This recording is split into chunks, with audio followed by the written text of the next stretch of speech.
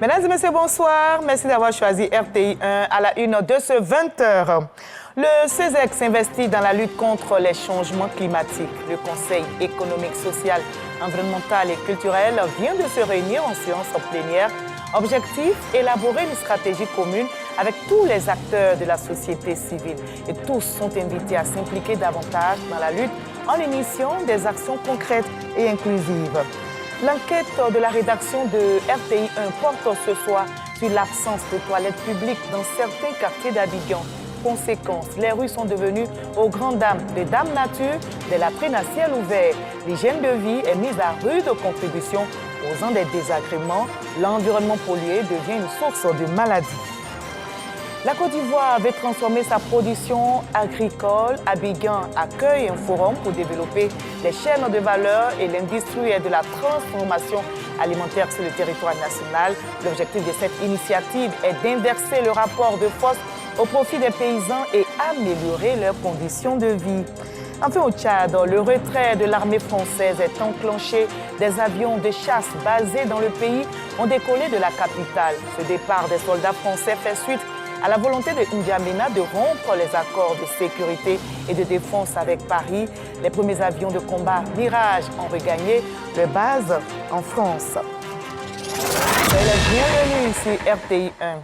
La lutte contre les changements climatiques s'accentue dans notre pays, la Côte d'Ivoire. Le CESEC apporte sa contribution. Le Conseil économique, social, environnemental et culturel était en séance plénière. Une stratégie a été élaborée, confinée dans un document. Les acteurs non étatiques sont encouragés, également invités à s'impliquer davantage dans la lutte. Marie-Chantal Akandan, Michel Kwame, pour le reportage. Le CESEC confirme son rôle stratégique en tant qu'organe consultatif sous la présidence de Jeune Aka Awele. Cette séance plénière a permis au président de l'institution de saluer avec ferveur le travail de l'Assemblée consultative. Mes vives félicitations au président de cette commission, Environnement et Qualité de vie, aux membres du bureau et ainsi qu'à tous les membres de cette commission pour le travail fourni qui, nous le croyons déjà, est de qualité. Les défis environnementaux sont énormes et les adresser demandent l'implication de tous. Ces prérogatives ont amené notre Assemblée consultative à engager une fois de plus, avec responsabilité et en toute efficacité, des réflexions sur la thématique environnementale. Le rapport adopté, fruit des efforts de la Commission Environnement et cadre de vie, s'appuie sur des expertises variées et des visites terrain, enrichies par des échanges constructifs et pertinents. Les acteurs non étatiques ont besoin d'accompagnement financier, aussi au niveau renforcement des capacités, pour que ces acteurs puissent jouer pleinement leur rôle en ce qui concerne la lutte contre le changement climatique. On a proposé également le renforcement du cadre juridique et légal. Le Conseil économique, social, environnemental et culturel, qui est un peu le porte-voix de la société civile, puisse continuer à jouer son rôle dans l'accompagnement des acteurs de la société civile. Les efforts de cette commission traduisent une démarche collaborative face aux défis environnementaux. Nous avons pris en compte les différentes observations et nous aussi fait des recommandations soumises à l'approbation de la commission cadre de vie. Ils ont fait vraiment un travail bien soutenu avec des propositions. On a apporté nos amendements et on les félicite pour ce travail qui a été fait. Cette session reflète l'engagement constant du Conseil économique, social, environnemental et culturel à promouvoir des actions durables et concertées pour répondre aux défis climatiques. Voilà, on a saigné notre environnement. L'ANAGED est en première ligne, justement. L'Agence nationale de gestion des déchets s'engage avec la FIFA, la Fédération ivoirienne de football, pour garantir la propreté sur les différents sites sportifs. Et bien, pour matérialiser l'idée, les deux entités ont signé une convention afin d'offrir un cadre sportif plus sain et salubre. Grâce Kandou. La convention que signe l'Agence nationale de gestion des déchets ANAGED et la Fédération ivoirienne de football FIF va permettre que les matchs aux compétitions se déroulent dans des infrastructures propres et salubres. Un partenariat qui va nous permettre, nous, en tant que fédération, grâce à votre appui, d'éduquer tout l'écosystème du football dans la capacité à gérer le service de notre environnement immédiat des aspects déchets. Donc, c'est un partenariat que vous avez accepté de faire avec nous. Et je voudrais vous dire toute la reconnaissance du comité sur la fédération de football. Ce sera un partenariat sans doute et sûrement couronné de succès. En ce qui concerne la NAGED, nous ne ménagerons aucun effort pour assurer la gestion des déchets conformément à cette convention. C'est un engagement que nous prenons et je suis convaincu qu'ensemble, nous écrirons une nouvelle page du football ivoirien en formant des supporters éco-citoyens épris de sport et de salubrité. La NAGED, autorité de régulation de la filière des déchets, a joué pleinement son rôle en rendant propre toutes les villes hôtes de la CAN 2023 ainsi que les infrastructures sportives que ces villes ont abritées. La NAGED veut maintenir le cap à travers ce partenariat. Voilà, et comme on le sait tous, un environnement sain contribue à notre bien-être. Attention donc aux actes d'insalubrité. Les rues sont malheureusement aujourd'hui devenues des latrines à ciel ouvert pour absence de toilettes publiques dans certains quartiers d'Abidjan. L'hygiène de vie est mise à rude contribution, causant des désagréments. Et Dame Nature paye les frais et à son corps défendant devient une source de maladie. Serge Collier a fait le constat pour vous. À la Ciel-Mer, dans la commune de Yopougon, ce groupe de personnes du troisième âge et à la retraite pour la plupart se retrouvent régulièrement autour de causeries. Cet après-midi, Paul et ses compagnons évoquent l'environnement malsain. Là, c'est ici on fait veiller les petits coins dans l'obscurité là. C'est là, quand quelqu'un est dans le besoin, il va faire son dépotoir. Même le manguier sur lequel nous sommes ici, là, dans les racines. Cette situation est symptomatique de l'inexistence de toilettes publiques dans certains points stratégiques des communes du district d'Abidjan. Pour se soulager, il faut parfois enfreindre les règles de bienséance. Souvent, quand on se trouve coincé, on doit se déplacer, chercher les coins qui sont pour reculer. Il y a d'autres personnes qui, pour se soulager, sont obligées de se mettre uriner un peu partout. Souvent même là, les gens viennent pissonner là, on parle fatigué, ils refusent. Il y a d'autres, mais si tu veux parler même, ils vont te frapper même. Ils te demandent si c'est ici, tu dors. À Abidjan, lorsque vous vous retrouvez pris par un besoin pressant en plein cœur de la ville, rechercher des toilettes devient un parcours du combattant. Aujourd'hui, là, le pays est propre, les rues sont propres, mais il n'y a pas de latrines. On va pisser dans les caniveaux, les latrines sont très importantes. Au grand marché d'Adjamé, certains commerçants ont flairé le business. Face à ce manque criard de toilettes publiques, ils mettent à disposition des latrines payantes. Au Black Market, pour exemple, il faut débourser entre 50 et 100 francs CFA pour se soulager. Sauf que l'entretien de ces locaux laisse à désirer. Bonjour les odeurs et dégâts collatéraux sur la santé. C'est pas propre, souvent c'est ça. Et puis surtout pour nous les femmes aussi là, c'est pas propre. Il y a d'autres là, moi-même vraiment quand tu rentres dedans même là, vraiment, tu n'as pas le choix, tu es juste obligé de rentrer parce que tu veux te soulager. Quand c'est comme cela là, ça peut nous créer plus d'infections par rapport aux femmes. Pour les hommes aussi là, il y a beaucoup de maladies. À Cocody, la commune chic du district d'Abidjan, la municipalité a pris des mesures pour éviter que les rues soient des urinoirs à ciel ouvert. Elle a installé des lieux d'aisance. Le service est gratuit. À Koumassi également, la municipalité a pris des dispositions. À Koumassi, nous avons pratiquement 5 lieux de toilettes publiques que nous avons construits. Nous sommes d'ailleurs en discussion avec d'autres opérateurs économiques pour aussi, lorsqu'il y a des grands rassemblements, prévoir toujours au cours de ces manifestations des toilettes mobiles. Les cas de Cocody et de Koumassi ne courent pas les rues de la capitale économique. La question des toilettes accessibles au grand public semble être reléguée au rang de priorité secondaire. Si vous demandez aux gens de ne pas faire leurs besoins sur la voie publique, mais effectivement, il faut leur donner des solutions. Si des solutions temporaires existent, un programme adapté et durable doit être mis en place pour améliorer la situation. Voilà, espérons que ce message sera entendu. Les rues ne sont pas des latrines. Attention aux actes d'insalubrité, même quand les toilettes manquent. C'était un reportage de Serge Coléa. Le groupe Fraternité Matin a soufflé sa 60e bougie, un soixantenaire célébré par les agents et leurs responsables lors d'un dîner gala. Le ministre de la Communication, Amadou Coulibaly, a rendu hommage aux femmes et aux hommes de ce média pour le travail abattu. Le premier numéro de Fraternité Matin est apparu le 9 décembre 1964. Jean-Marc Gagui. 60 années que le groupe Fraternité Matin flirte avec l'histoire de la Côte d'Ivoire. C'est dans un cadre festif que la direction générale et le personnel du journal soufflent cette 60e bougie. La célébration des noces de diamant étant ouverte, le quotidien gouvernemental réitère son engagement à être à l'écoute de ses lecteurs pour la vie.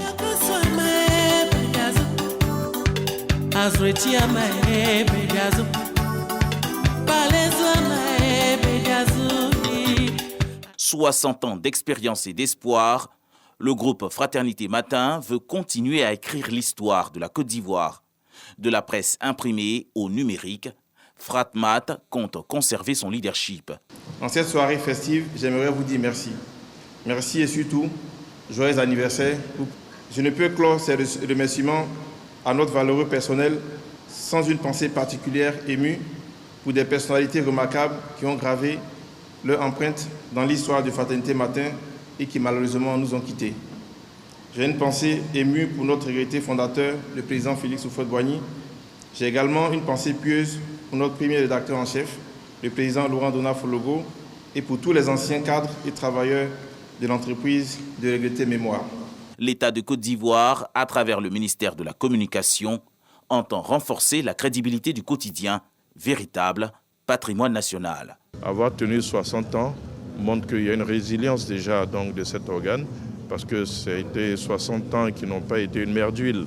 C'est 60 ans où il y a eu quand même quelques chocs que Fraternité Matin a su amortir pour pouvoir exister encore aujourd'hui et demeurer le quotidien le plus vendu donc, à l'échelle nationale. Avec le plan de restructuration qui a été présenté par le directeur général, nous sommes persuadés que Fraternité Matin tiendra. C'est pour cela que nous appelons le personnel à la sérénité, mais surtout à avoir confiance en l'État. Le dîner de gala du groupe Fraternité Matin vient clôturer les festivités du 60e anniversaire du média, débuté depuis le mois d'octobre 2024.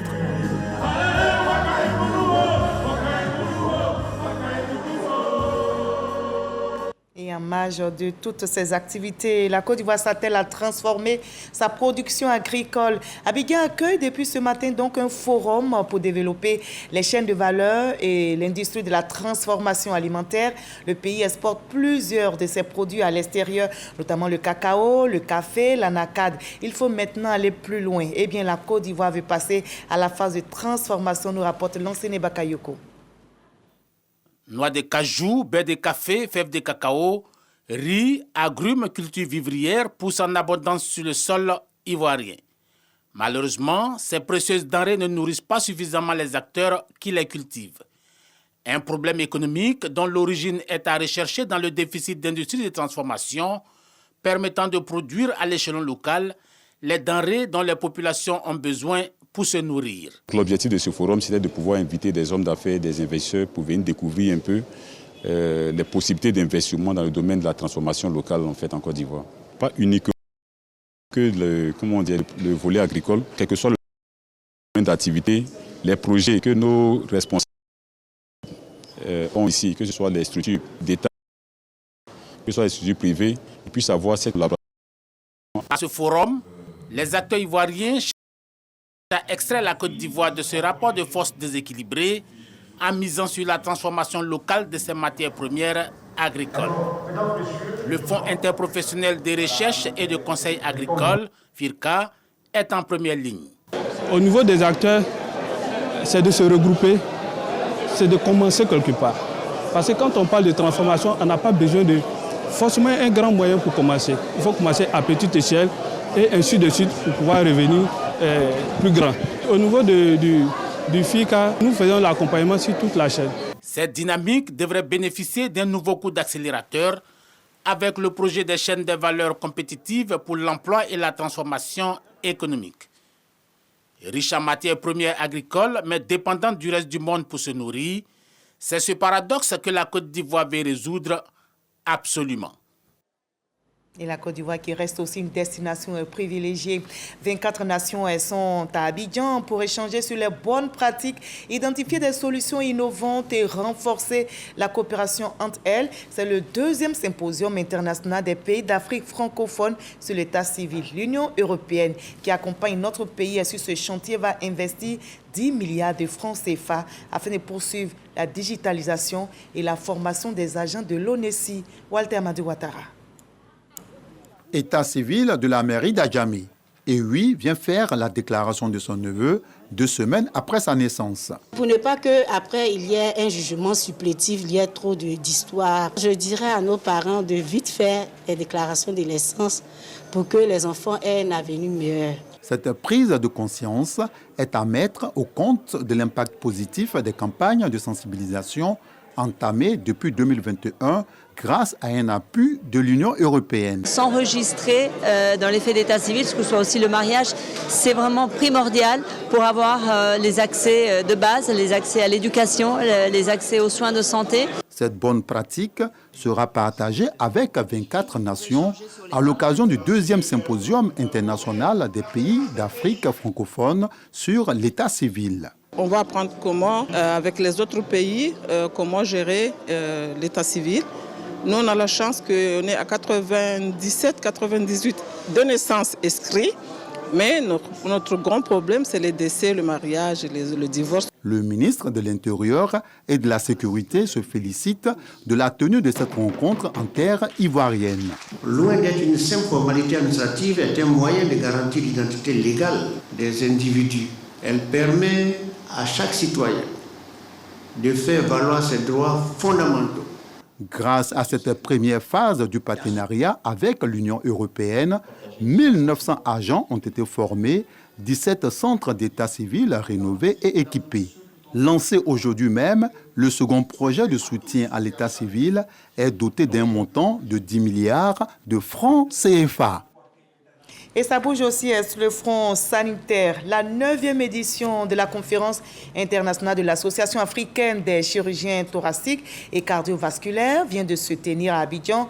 L'accès et la qualité des soins pour les malades du cœur en Afrique sont au centre de cette rencontre. Les praticiens proposent des solutions innovantes au profit des populations. Julien Gogo, Alexis Ouedraogo. Originaires de 17 pays africains, ces chirurgiens thoraciques et cardiovasculaires en conclave à Abidjan réfléchissent sur l'accessibilité et la qualité des soins. Je participe à cette conférence dont l'intérêt pour nous praticiens de cette discipline est de nous donner des moyens face aux nombreux malades qui attendent nos soins, de pouvoir leur offrir la possibilité d'accéder rapidement aux soins de qualité dont nous sommes capables. Réfléchir sur la mutualisation des ressources dans une coopération sud-sud pour permettre de booster la chirurgie cardiaque au niveau de l'Afrique subsaharienne. Des pistes de solutions sont proposées. Les experts chirurgiens de ce domaine ont estimé qu'il était de bon aloi qu'ils puissent se retrouver.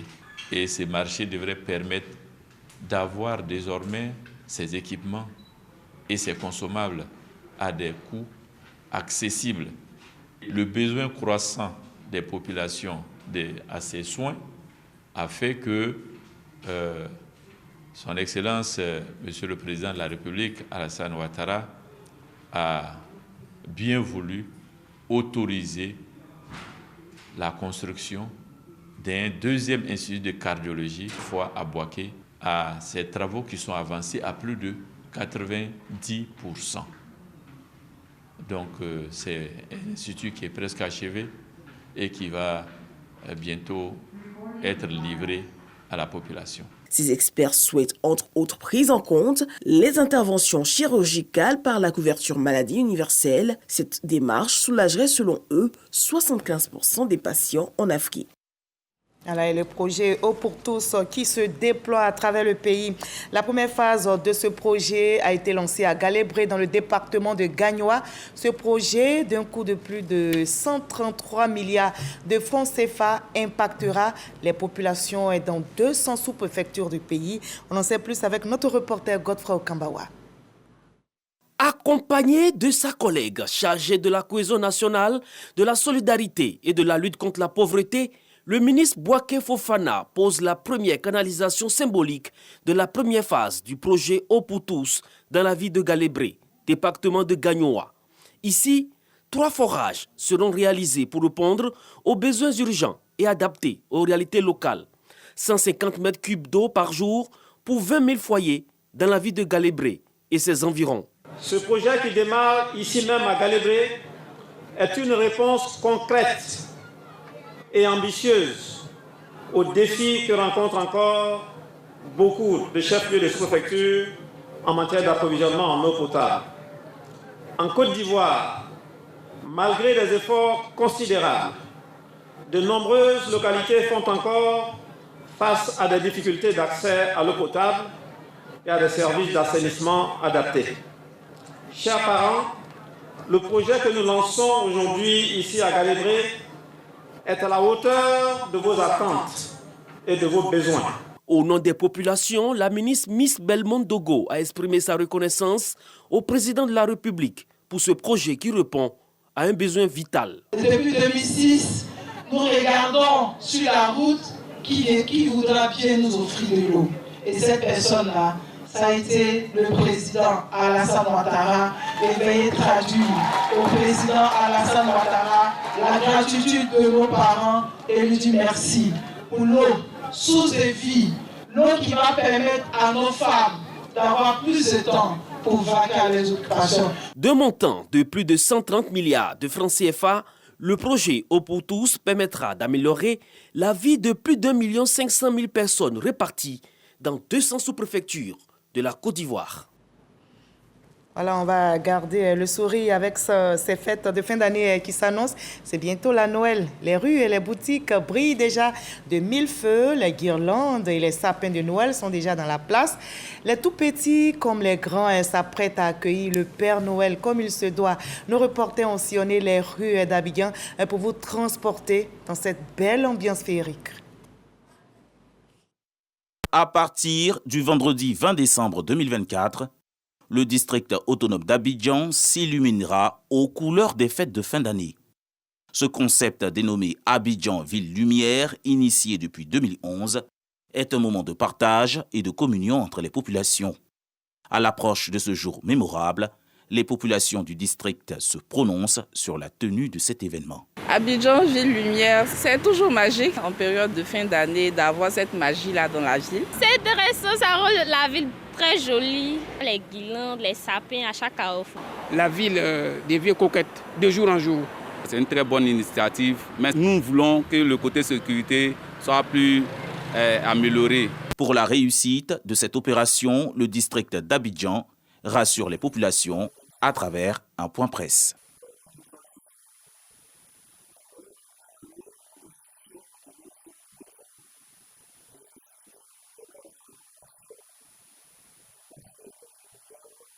L'édition 2024 d'Abidjan Ville Lumière connaîtra des innovations.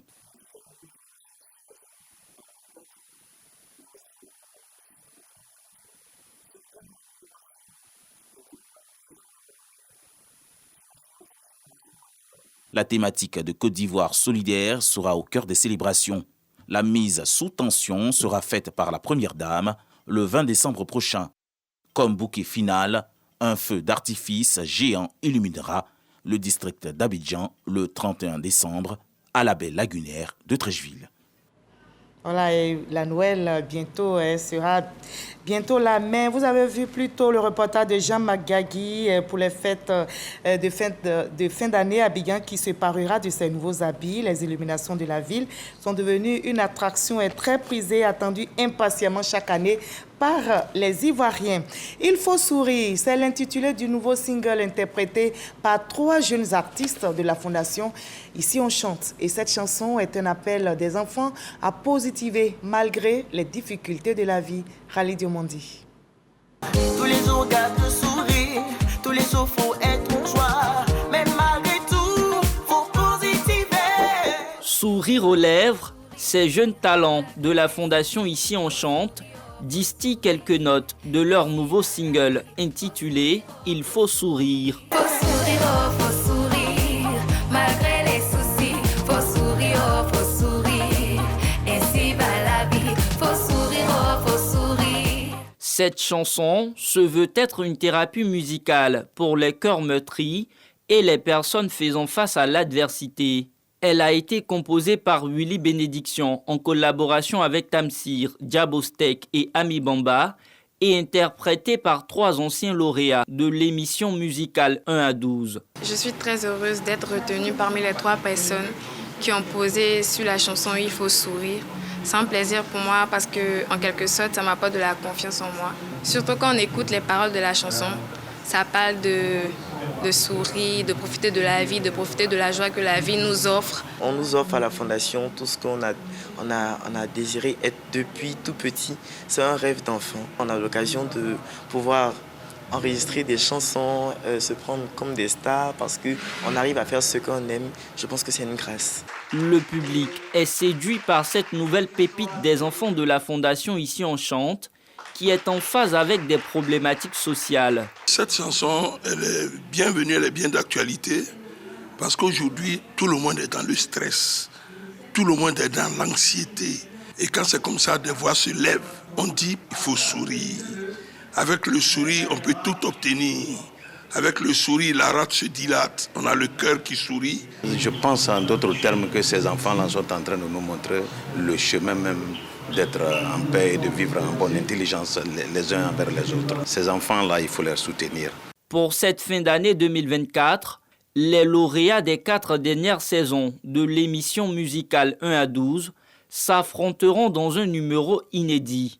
Rendez-vous le 25 décembre au Sofitel Hôtel Ivoire pour découvrir le meilleur des meilleurs. Voilà, les enfants nous encouragent à sourire à la vie, cela fait du bien.